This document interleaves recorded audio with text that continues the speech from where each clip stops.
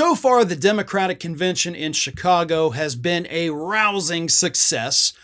We have had great speeches, there have been good sound bites, and as far as I've seen, nothing insane has happened.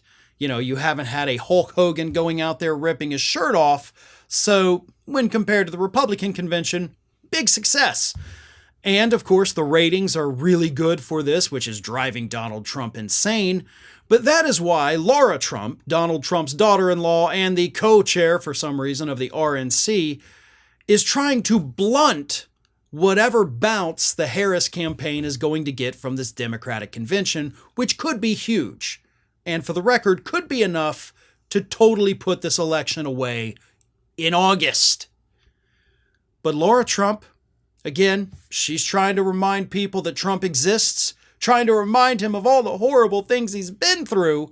So she goes on Sean Hannity after the first night of the DNC, which again, Biden gave a very emotional speech, raucous applause. It was great. He got the standing ovation. So Lara Trump, again, trying to take attention away from Democrats and put it on Trump, had this to say on Sean Hannity's show Monday night. We have to tell the American people exactly who Kamala Harris is. Look at Donald Trump 2 days before our convention. He's shot in the head. He shows up at our convention. He's there every single day. He's there for all the major speeches. When he was able to stay awake, right? You forgot to mention that.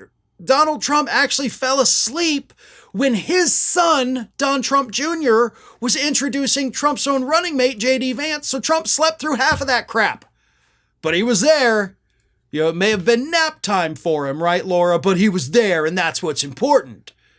Even though Harris actually did show up Monday night and gave a few minutes speech, which, for the record, Lara Trump addressed that. She said, "We just heard for, I guess it was 2 minutes from Kamala with absolutely no substance, nothing on policy. The only policy she has, of course, she ripped off from Donald Trump or straight out of the communist playbooks. It's terrifying and crazy, but we're going to make sure that the American people know exactly who this woman is come November 5th.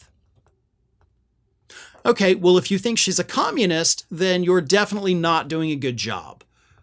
You're using that talking point because Donald Trump is using that talking point, and it's the same talking point that Republicans used against John Kerry in 2004. You used it against Barack Obama in 2008. You used it against Barack Obama in 2012. You used it against Hillary Clinton in 2016. You used it against President Biden in 2020. And in between all of that, you also used it against Bernie Sanders. And for the record, none of those attacks stuck.